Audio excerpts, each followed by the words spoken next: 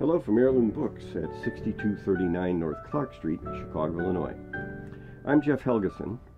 What I'm going to do my best to do today is offer a very general overview of some of the contributions and writing of a profoundly individual group of English women who, between the time of the French Revolution and the middle of the reign of Queen Victoria, pretty much gave birth to modern prose fiction. The first of them, in fact, died shortly after bringing the author of Frankenstein or the modern Prometheus into the world, but that, as the saying goes, is another story. Born in 1759, the eldest daughter in a family of 7 children, Mary Wollstonecraft was not only the author of the almost 87,000-word essay, A Vindication of the Rights of Women, but in 1791, she also published a book titled Original Stories from Real Life, including a frontispiece engraved by William Blake. Like William Wordsworth, Mary Wollstonecraft traveled to France during the early 1790s to observe the French Revolution at first hand, and she later wrote 2 novels, Mary, a Fiction, and Maria, or The Wrongs of Woman. In them, Wollstonecraft addresses such topics as love outside of marriage with both male and female partners, and explores the issue of sensibility, a concept out of John Locke's 1690 essay concerning human understanding, demonstrating in her fiction a belief that feeling and reason function together, essentially supporting the utilitarian Scottish philosopher David Hume's contention that passion, or emotions, sensibility, and not reason, sense,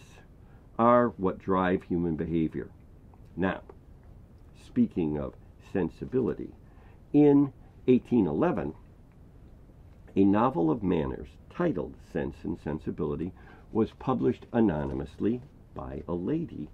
that Sir Walter Scott, the author of such adventurous books as Ivanhoe, observed had an exquisite touch which renders commonplace things and characters interesting.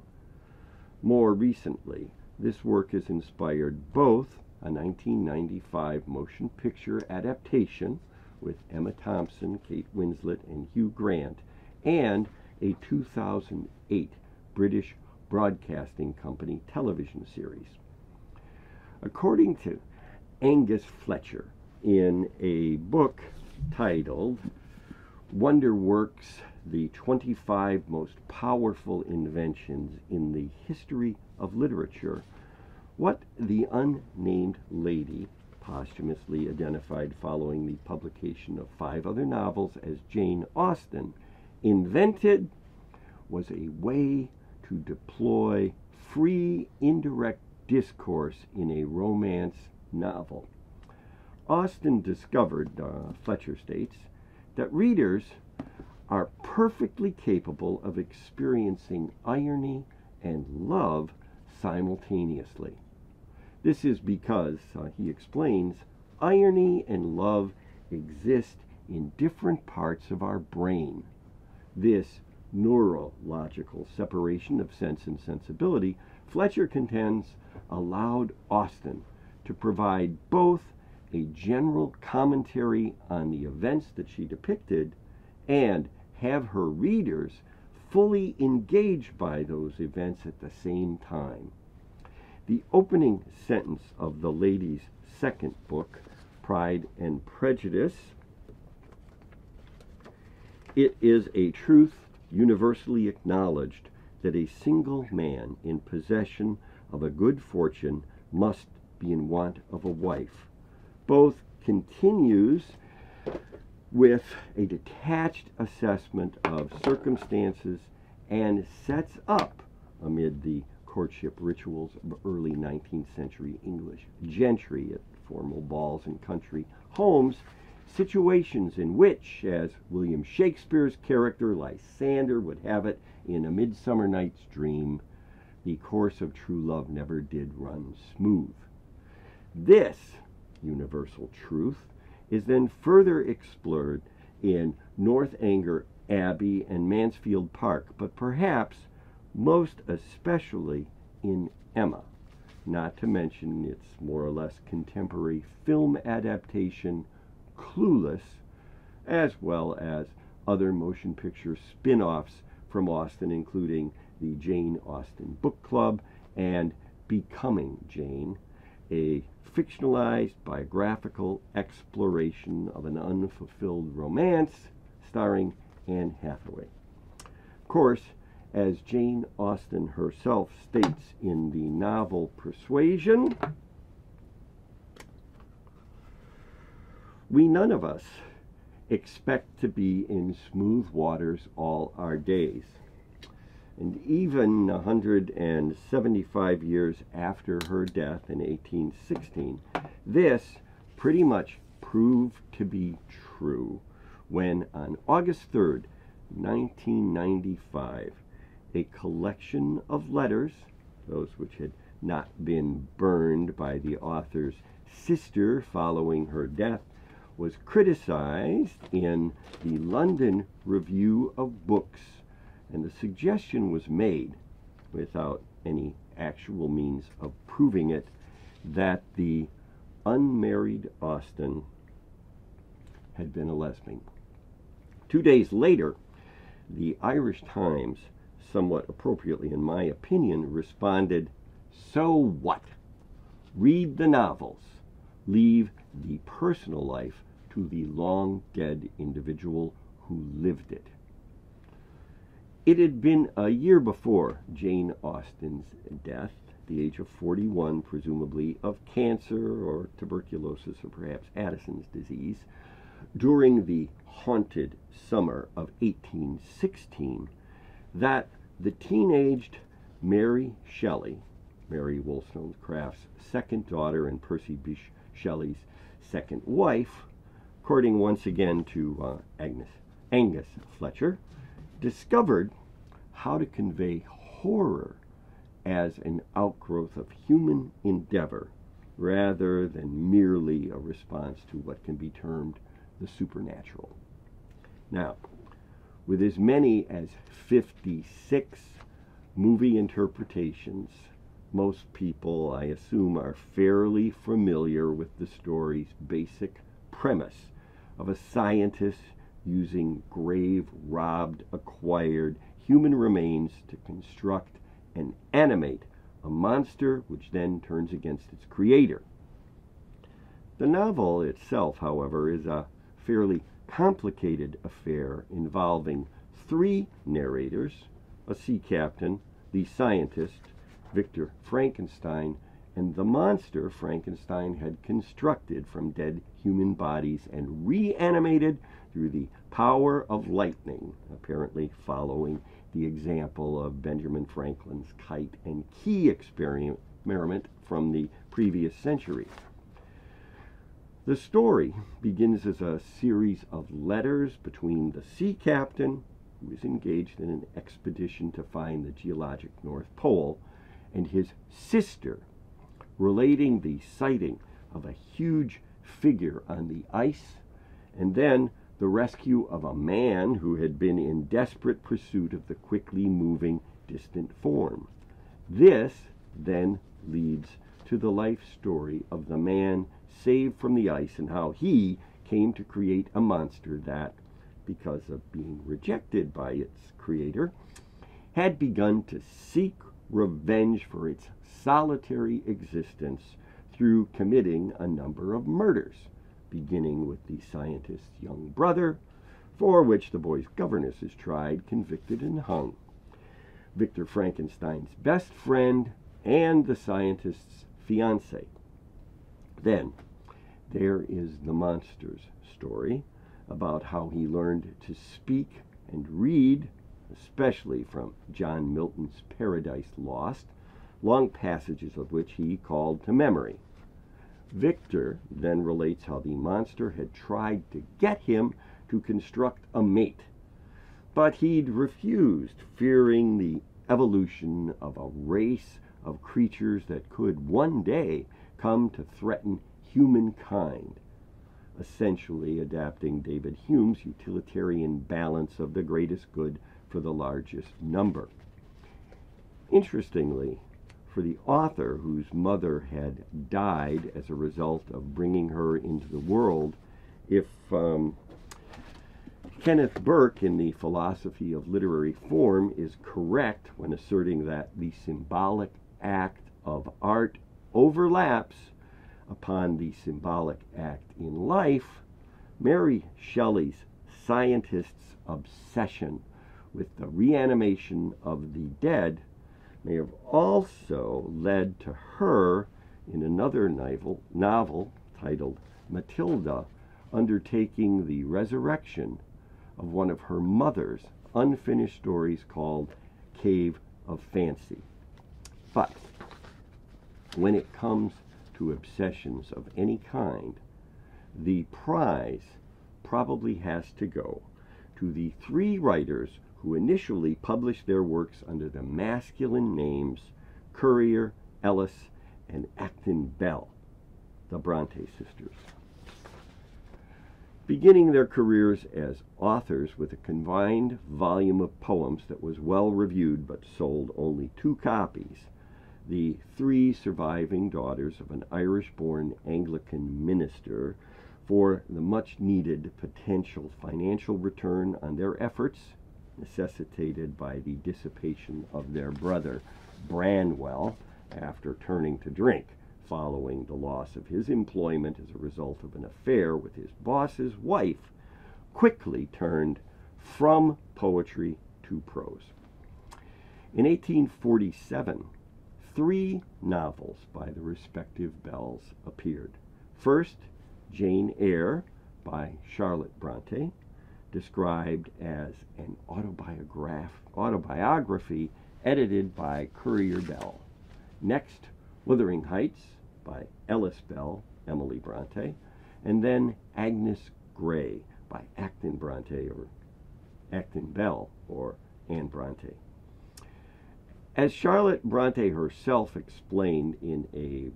biographical note following the deaths from tuberculosis of her brother Branwell, who had even painted himself out of a group sibling portrait, and sister Emily in 1848, and then Anne the following year,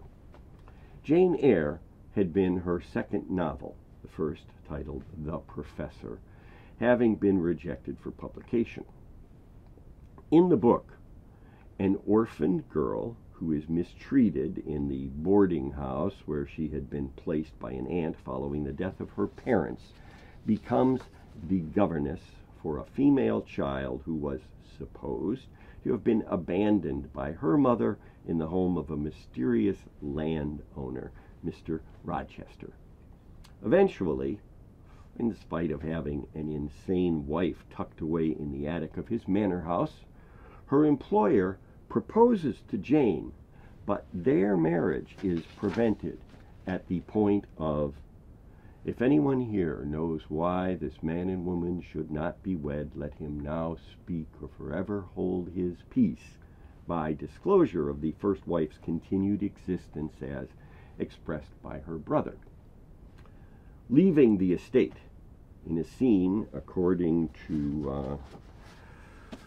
Claire Harmon in her book Charlotte Bronte, A Fiery Heart, which closely mirrors the author's own separation in 1844 from her married mentor at the school where she had both studied and taught in Brussels. Jane is later proposed to by a minister who wants to bring her as a missionary's wife to India, but she rejects that idea and returns to her true beloved, finding him to have been blinded during a suicidal fire set by the mad woman he had, unaware of a family history of insanity, wed during his youth. The book's conclusion begins with Jane, the narrator, explaining simply, "Reader, I married him." A quiet wedding we had. Later, during the same year as Jane Eyre's publication, the books by Ellis Bell, Wuthering Heights, and Acton Bell, Agnes Grey, were also published. The first of these, written by Emily Bronte, chronicles an obsessive love between a foundling, like Henry Fielding's Tom Jones, Heathcliff, and the girl with whom he had been raised, Cathy, the frustration of which served to drive him to cruel and abusive revenge on everyone around him. Cathy, having married after Heathcliff, came to mistakenly believe that she had rejected him and run away before returning with enough resources to entice Cathy's brother into gambling away the home in which they had each been raised, eventually died in her estranged beloved's arms, her ghost being beseeched to haunt him until the end of his days, which it seemingly did before their souls were joined in death, being seen together by a young boy tending sheep as they crossed the windy moor, finally united in what Emily Bronte termed the unquiet slumbers of the sleepers in that quiet earth. The other Bell Bronte novel, published in 1847, was attributed to Acton Bell and Bronte, and as stated in an online Goodreads review by Jessica, the book is essentially the 19th century precursor of the Nanny Diaries. In it, Jessica states, Anne was taking the opportunity to finally unload the crap that she had seen and suffered as a governess herself, hidden under the guise of fiction. And then, just to finish it off,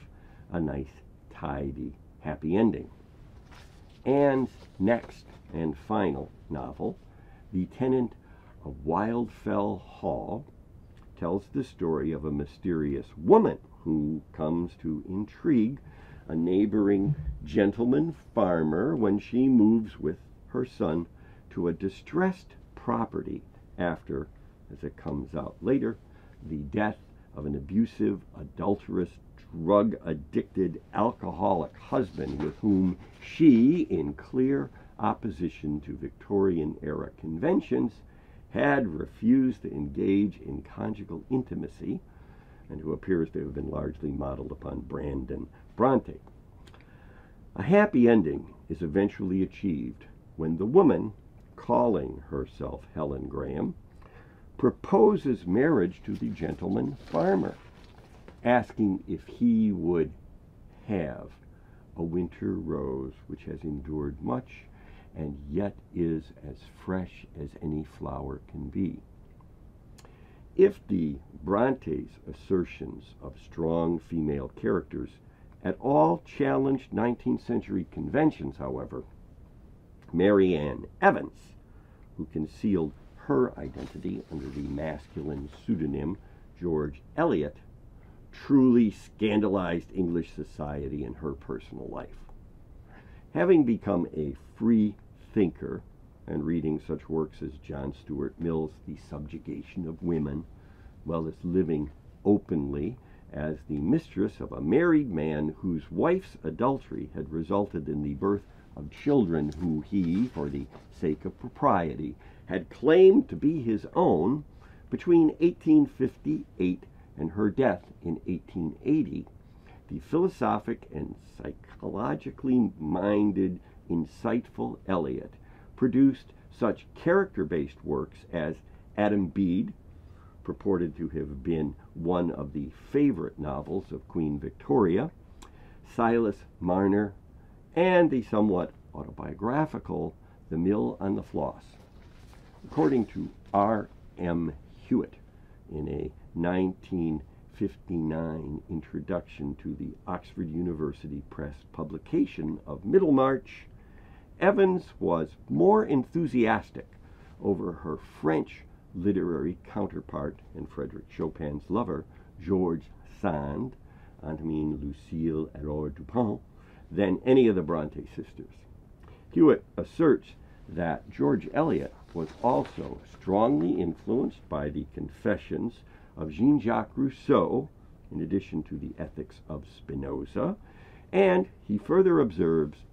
that George Sand may have been to blame for a neglect of construction and the belief that once the actors are on stage, the plot will develop by itself. But finally,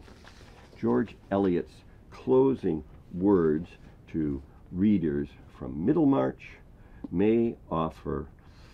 ultimately an observation with respect to the 4 generations of female English writers preceding her and regarding the sense and sensibility of women throughout time, each in a realm of her own, who, in Mary Wollstonecraft's terms, resisted being merely the tyrants of, or the playthings of tyrants, observing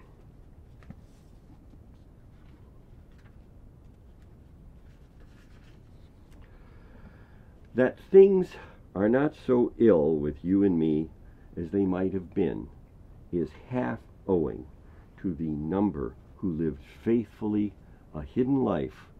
and rest in unvisited tombs.